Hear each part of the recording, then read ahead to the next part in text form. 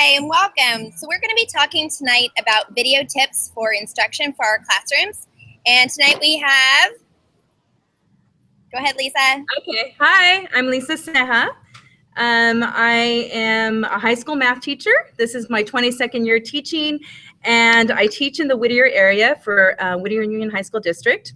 I'm currently teaching Algebra 1 and Algebra 2, and I'm also the Ed Tech coach and lead, so teacher on special assignment at the same time.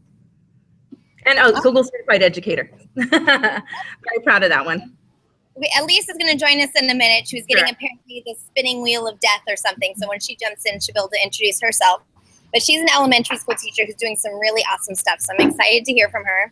And I'm outside in a place that's not ideal for this, so sorry about that. I'm Alice Keeler, and I taught high school math for 14 years, and now I teach teachers at California State University, Fresno, how to integrate technology into the classroom, and of course, I like to blog. So we're going to talk a little bit about video. So Lisa, why don't you kick it off and talk about how you use video in your classroom? Okay, I started by recording, just screencasting my lectures live by using Doceri, and then just press record, upload it to my Google Drive and also my YouTube channel, and then the kids can watch my videos later to refer to them. And I can see on YouTube there's not that many views, so I don't know what they're watching too much there. But I noticed that that the videos were really long, so then it made me really self-aware of, oh my goodness, these videos are 15, 20. I think I even had one that was 25 minutes. I even had, and I was realizing, I believe it was in a Google Hangout, the webinar, and Alice was on, and we were on the going back and forth in the background, just saying, oh, my videos are way too long. And then you suggested, Alice, that, hey, have you thought of splitting them up? So I did.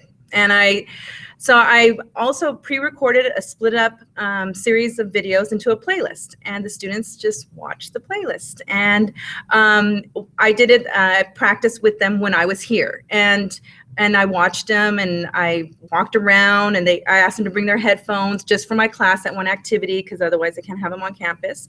And they watched the video, and they were engaged and active with the video. It was a little, yay, Elise just joined us. Sorry, I got that spinning wheel, and then we had to go through the whole spinning wheel thing. Welcome. Thank you for having me. I'm glad that you're here. Lisa's just sharing a little bit about her videos, and then maybe we could jump to have you introduce yourself and tell us how you use video, okay? Cool. Okay, so just briefly to just tell the beginning of using these playlists, I walked around, and it was a little exciting to see them so engaged with a video, but the prep work, I didn't feel guilty at all, because that prep work was a lot of time, but and the students appreciated it, so I think that was part of it.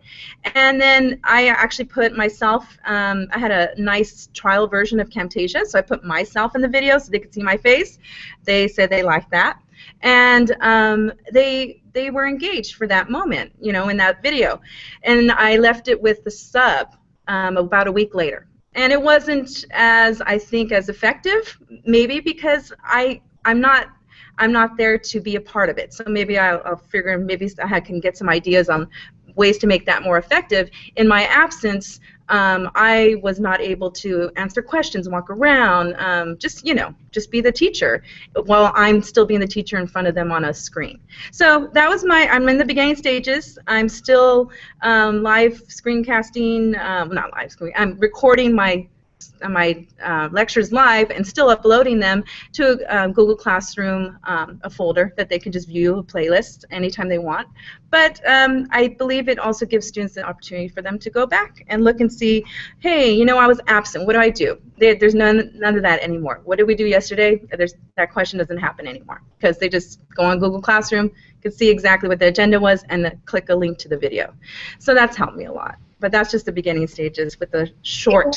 It's definitely a journey, and I think we all start here where we start making video and we just record our lecture, that's engaging. And I personally, when I see instructional videos, I just die a little bit inside. I'm like, no one wants to see that. Just so many of them that are so bad. So Elise, why don't you introduce yourself and talk about how you use video, and if Lisa, you want to mute yourself while. I'm Elise Legaspi, and I teach in Oxnard, California. I teach 3rd grade, and I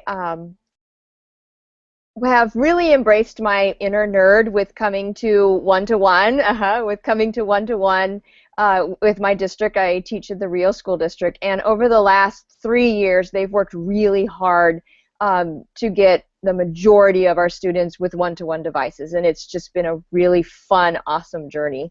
I have found I have played with a lot of different video making things, websites and apps and good, those kinds of things. But what I really, really love about, and I know you've said this many times, Alice, I really love the fact that I can put out a short mini video on a math topic or something that I want to challenge the kids, you know, to go home and think about, but something that I can do super short, and I can send it out there. I can have the kids access it through a shortened URL or through Google Classroom or whatever.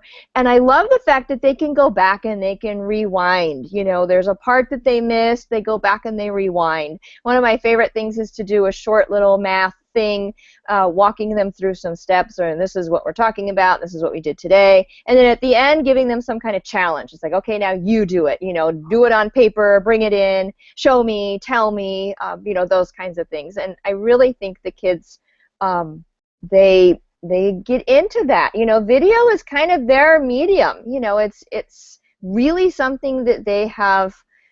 They've never not known video. You know, they've never not really known. Okay, I need to know. I want to do a yo-yo trick. I had some yo-yoers last year who were real big with yo-yos, and so they would, you know, on YouTube they would go look up how to do a yo-yo trick. And so it's there, and I think we need to embrace it because it's obviously something that the kids really respond well to. So Lisa or Elise, what have you noticed that kids have communicated that they really like about video? Like, have they shared, like, I really like it when you do this? Okay. When my students, I asked today, and knowing that we're going to be talking about this, I asked them, so what is it about the videos that you prefer, or do you like both? And I get it that, you know, they like a little bit of both, the interaction with me as a whole class, but the reason they prefer the videos short was they said that they can watch it on their phones. So that's how they're accessing, they're able to access the, you know, just the technology literally in their hands. And they have a link straight to the video, and they've watched it directly, you know, just in their hands, and they could be anywhere and see the video and review it and watch it. I think that's super powerful because when you look at research and just talking about devices, your device is very personal, and students really, I don't know about you, but I literally sleep and cuddle with my phone. You know? It's something that, you know, when you let kids use their own device, there's that ownership, and I think it really makes a connection with them more than just beyond the video. I think it's really insightful. Elise, do you have anything that your students say that they really like about videos? They just really like the fact that they can see you know, they've come in and I had a little autistic guy last year, and he was like my biggest #1 fan. You know, if I had something on my YouTube channel, he would come in the next day and he would say, oh, I watched your video, Ms. Legaspi, you know, and he would tell me, I mean, I think just the fact that, like you just talked about, it's personal. They can access you, so to speak, anytime they want to. They can go home after school and they can hear the teacher's voice, and they can maybe see teacher's face depending on, you know, your video. You know, and like this little guy, he was inspired to go do his own screencast, you know, and he would make his own math videos, and he would, you know, send them to me, and he would get really upset if I wouldn't show the rest of the class's videos. He would say, Mr. Gaspy, you didn't show my videos, and he would get really upset. But there's a connection there that doesn't have to stop at 2:30 or whatever time your school is over. You know, there's that connection. They can go home and hear you and see you and kind of relive those things that happen. I have a really cute little story. I know I'm talking too long. I have a really cute little story though. Last year I made a series of videos and I set up some badge sheets Thank you, Alice. Some bad sheets for some steps, you know, to work through some math concepts. And so there would be a video, and they would do some work, and then they would take a Google form that would assess, you know, that I would make that would match that math concept. And so I had one little girl who struggled in math the entire year. And towards the end of the year, she really wanted to get a passing score on the Google form, and so the Google quiz.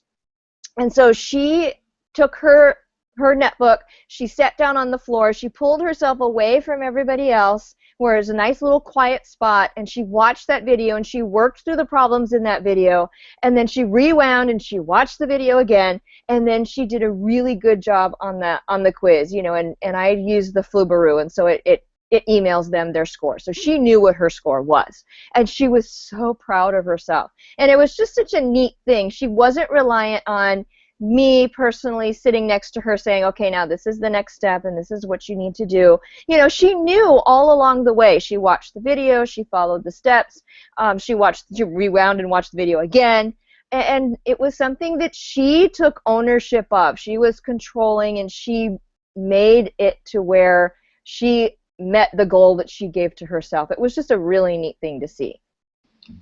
That's awesome. So one of the things that I like to say is that information should not be ephemeral. It shouldn't just go to the wind. It's a digital age, and there's no reason that students should miss something for a variety of reasons. Either they're physically not there, they don't feel good, or they're paying attention and they just didn't memorize your every word. So I think video can be really important for that, and that, like you said, that they can access it on their own time and they can rewind. And so those are some of the things that I try to remember about video, is that you can rewind, so you don't need to repeat yourself. So if you think about how many instructional minutes you spend saying something. So I'm always trying to, like, how can I buy back more instructional minutes so I can spend more time with kids? That's my motto. And so if I don't repeat myself and I talk peppy, I say it a little bit faster than maybe I would if I had to pace it out for every student in the class, then it takes less time to convey that same information, but the kids can hit rewind. The other thing I remember is that I ramble. I think all three of us here, as we've been kind of talking and describing, you know, like right now, like I'm pausing and I'm thinking about what I want to say. And so when you take a one shot, when you're trying to create your video in one take, you have all this dead space and things where you're just trying to think. And I think that that's another place that we can recapture classroom minutes, is if you keep it really, really short and to the point. So when I make my videos, my tip is I try to keep them 30 seconds or less, and honestly, they're 12 seconds, right? So they're just like, I say it, and then I stop recording, and then I record the next video, and I say it, and I stop recording. And it is so interesting to watch the data analytics of how many times students watch some videos and they didn't watch others. I'll name the video title really specifically, so you really don't even need to watch the video to get that piece of information. So some of the videos will have like 0 views, and other ones like a whole bunch, because that's that one spot they got stuck on. But if you make really, really short videos, they don't have to scrub the video to find that one spot. So what other tips have you figured out? Because like we all start by making really bad, really long videos, right? So as you kind of like, okay, I have to design for student engagement, what are some of the tricks you've picked up along the way? And I know, Lisa, that you've already kind of touched on them, but do you have any others? Yes. Okay. So I have this hobby, and it's nail art.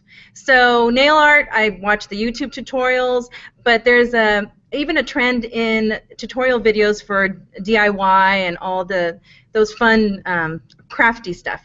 And so thanks to Instagram, you have 15 seconds of video that you can show a tutorial that on YouTube would be, I don't know, maybe 30 minutes sometimes, you know, but they've broken it down to its essence in 15 seconds.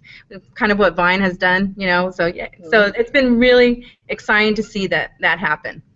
And so I have to pick the best 15 seconds. Mine aren't 15 seconds, but I'm getting there. I'm trying to pick the best part of the lesson and breaking it down to that part. It's not that easy, but I'm working on it. Definitely not easy. Elise, what are some of the things that you've kind of learned through making videos, some tips? Just exactly what you were talking about. I talk and I go on and on and on, and in the classroom I find that I'm repeating the directions, 9 different times, hoping and thinking mistakenly, I finally have figured out, that if I say these directions 9 different times, then eventually all 30 kids will hear the directions. No. It doesn't matter. You'll still have the kid come up to you and say, now what am I supposed to do?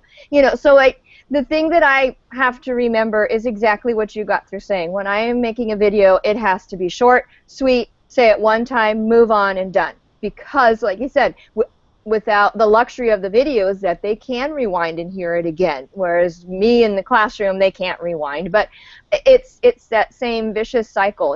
They will tune me out knowing that I'll just keep rambling, and eventually they might figure out what it is I'm supposed to say. Something that I like too, I found I like TouchCast for the iPad. And I really like it because I can put other stuff in the video.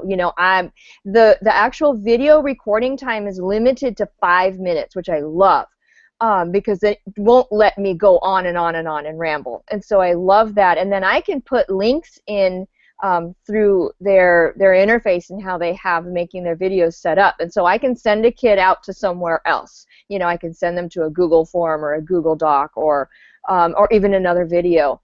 And so I really like the TouchCast because it forces me to keep my concept, short, sweet, and simple, in and out, done.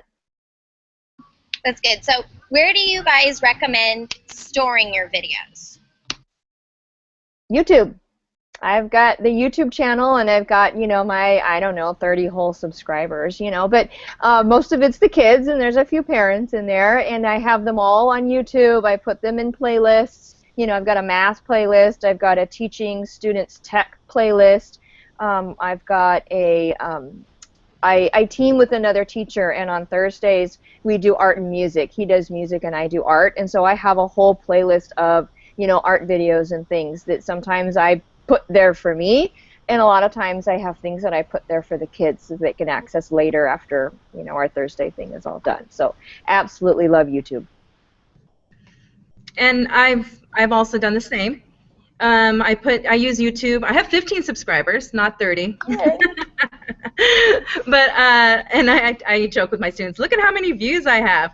Well, I also though decide to put them in my Google Drive, and so the links are direct in the classroom. YouTube is blocked at our district, so that way when they're on campus, they can watch all my videos, because I just put anyone with a link can view. Because, fine, if anybody in the world wants to watch my videos, they can watch them. It's fine. And so it just makes it a little easier. So at my school, we don't have a filter, so I haven't been able to test this. But at EdCamp, someone said if you use Edpuzzle or Zaption, that where those allow you to mash videos together in from YouTube, that now it's not a YouTube link, it's a Zaption link or an Edpuzzle, and so that would be one way to get around that possibly. But then also you can build an interactivity into the video using either of those products. I think Google Drive is always an easy answer, just because you have unlimited storage on a Google Apps domain. You do have to make sure that the videos are, they have permission to, set the folder permissions. So when you're thinking about making a video, why is it important that you put yourself in the video, or should you put yourself in the video? Elise? It's one of those yes and no things. I mean, I like to put myself in the video, again, for that kind of face-to-face time, even though you're, on a video. I still think, especially with the younger kids, I don't know, there's just that connection that I like there. Somehow I don't know, this is weird, and I have nothing concrete to prove what I'm about to say at all. It just kind of observation from my kids last year. It just seems like it inspires them to do more things at home. I will have kids come back and say, I watched your video, and then I made this Google Doc, and then I went and I made a poster, or I thought of a question after watching your video, so then I looked it up and I found this information about it. Somehow it just seems to make that learning continue. I think that even with third graders, they still come into my room with very much of, okay, where do you want me to sit? what do you want me to do? Give me the paper. Where's the pencil? You know, they still have that concept of they're waiting for me to give them the learning. But somehow when they watch videos at home, there's something that happens after I've been sending them home a while, and it really helps them continue their own learning. And I think because it's at home, they still have that connection to me, but it just makes them take that extra step and go out and look and search and do.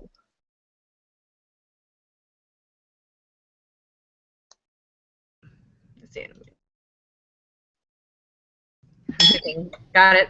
Yeah. And with my students, I asked them, with myself in the corner of the video, does it make a difference? One funny, yes, because it could pause my face and make me make funny faces. So that for them, they're freshmen, it's fine, whatever. They can do that. But the other part was I have some English learners, and so the fact that they can see my mouth move or my hands articulate the important parts, they really like that. And I didn't think that anything about that until they actually mentioned it. And then in one video, I did inequalities, and I asked the students, give me a number that's less than 5. And I said, okay, pause the video, write it down, because they're doing on the paper next to them. And then I said, okay, now I don't think you really paused the video. Really pause it. So I just joke around with them a little bit, smile, laugh, make mistakes. And then I even called them out by name. I said, I know what each of you predicted, and I actually use all their names in the video. So I only have one class of Algebra 1 right now, so they're waiting to hear their name. And that was that personalization of not just my face, but their names. And gosh, kids love to hear their names. It helps. That is a great tip. I think everyone likes to hear their names. Isn't that a tip to do when you just meet somebody? You say their name a whole bunch of times. I hadn't even thought about that. It's just calling kids out in the videos. And if you're making them really short, it's not a big deal to rebroadcast or retape some of those short videos that includes other kids' names. That's awesome. So I mean, if you look at research on online learning and blended learning, there's this idea of having an agent or an avatar or something that walks you through the learning. So if all it is text, kids don't connect with it as much as if there's like something they're teaching them. So it can actually be a cartoon character, but that's why I think it's really important that you get some video of your face in there, is because then the students feel like there's a teacher, that there's somebody there with them, that they're not alone. And even though there can be some better videos, there's definitely better videos on YouTube, but they're not you, and you teach the students, and you build that relationship with your students. So for that reason, I think it's really important. I just try to remember that I talk too much. So I just kind of keep it really, really, really, really short. Like seriously, 15 seconds, 30 seconds. Once it starts going past 30 seconds, I start to get embarrassed. Elise, do you have some other things that you can throw in about using video? I really liked what you were just saying as far as, you know, that there's tons of videos out there, you know, there's wonderful videos out there, you know, to teach, you know, how to round a number to the nearest hundreds. But I really do truly believe that because, you know, it's my voice and it's the way I talk in class and maybe the way we've looked at it in class, I really, really think it makes a bigger impact than if I just sort of searched YouTube and found, you know, zillion and okay, here's a rounding, you know, number. I really think it makes a bit, because I kind of have that thing in the back of my head where I think, well, okay, so I'm going to make this video. It's such a common math concept. Why don't I just go search one and find one that's already out there? But I really believe it makes a big difference when it's your voice and your face and the way you do things in class. I really think it makes a big difference. And I agree. And you are the absolute queen of the short videos. I'm still not there yet. You know, I think I've gotten things down to maybe 2 minutes, maybe just under 2 minutes. So I'm still working on trying to get that short and sweet. I still think I'm in the classroom and think I have to explain. You don't have to say it all at once. Like, don't do the whole math problem. Do one step and get out, and then do one step and get out, so that when students need that third step is what they're struggling with, they just have to rewind that one video a bunch of times and not the whole thing. Because I don't know about you, but then I just won't bother, right? If I have to scrub through, I'm like, forget it. So what are ways that you keep your videos engaging and exciting? Lisa? Well, as I mentioned, the personalization of making the students, hey, you know, and last year I even called out a student that I knew would be fidgety and not focused. So just for fun, we have a good banter. So there was a sub, and I called him out by name, and the class got a good laugh, and he got a great laugh. So, but that's just we have the rapport with the students. But another thing is I said, okay, what can make these videos more exciting? And someone says, how about a unicorn flying, you know, in front of you in the video? I said, well, I don't think that's what I meant by exciting, but I'm still looking for ways to make it exciting. Trying to, and I guess infuse or just include something that would make them sit up for a sec and, oh, that's interesting. Oh, that's my name you said, or, you know, a joke, cartoon. I don't know. I'm still looking. Elise, what do you got? Have any ideas for how to help engage students with the videos? Very similar, you know, making a funny face, making a joke, you know, referencing something that happened in class, you know, oh, remember when, you know, Caleb, blah, blah, blah, blah, blah, you know, just something that, that makes that connection as far as, oh, yeah, you know, and the kids are, oh, I remember when Caleb did that, you know, just making funny voices and those kinds of things. I had an idea and then I totally lost it. Oh, I hate when I do that. Okay, I got it.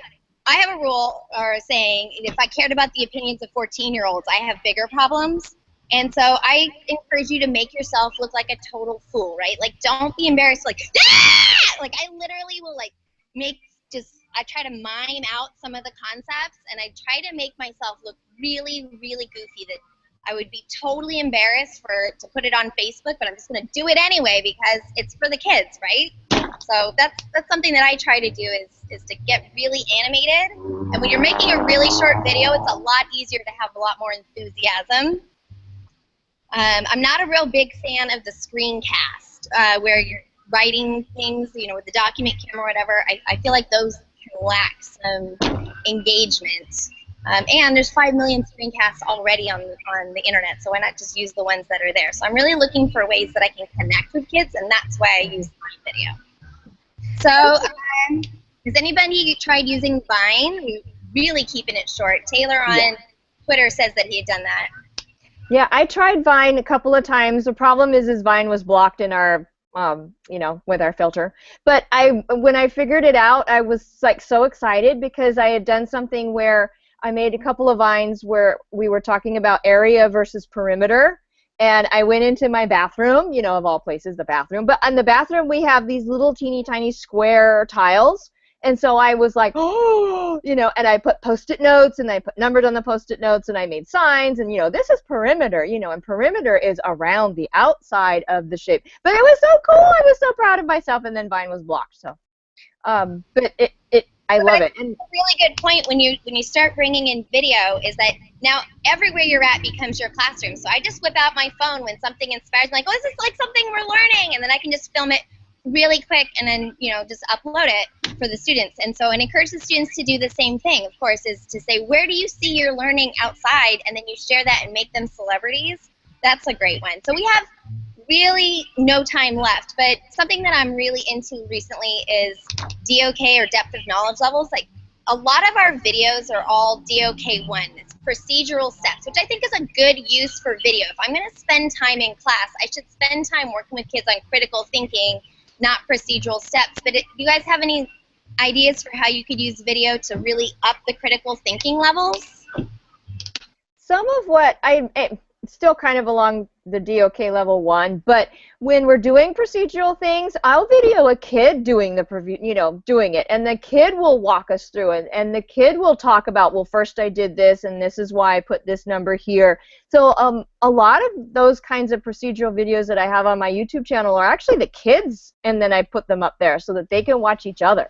Well, if I can just say, if you just told me that the kids are saying I did this and then I did that, and they're explaining why, it's probably easier for them to do that critical thinking explaining of what they're doing through a video than it is necessarily writing it down. So that might be a great place for us to start, having kids explain their thought process, is doing it through video. Lisa, do you have any ideas? Yeah, actually today, I don't know why, but for some reason I was doing my Doceri 20-minute lecture. I'm like, this is so bad. And I asked a student, I go, hey, why don't you do the next problem? But it continued to record them talking and writing out the problem. And now their video is I go, you can be YouTube famous. Let's go ahead and put you on the next YouTube video. And so then they know that they're a part of it, they're part of the class, and they're able to show their learning. So I know depth of knowledge. I know this sense of engagement through the video, embedding questions. But at least when I'm with them live, I can get them to be part of the presenting the live part of the video in the classroom. So that's a little idea. And Periscope has been awesome for that too. Yes. Did you send the video to the parent? Oh, no. I should. I didn't think about that. Opportunities to celebrate kids. Like, that's my whole day is sort of like, for the kid who's really struggling, how can I help find ways to celebrate what they're doing? And so, anyway, that might be a thought. So we are out of time. We've got our half hour in. So thank you guys for participating. I really appreciate your sharing. Lisa, Elise. And Thank you. Thank you. Going on Twitter, we're using the hashtag video tips. Bye.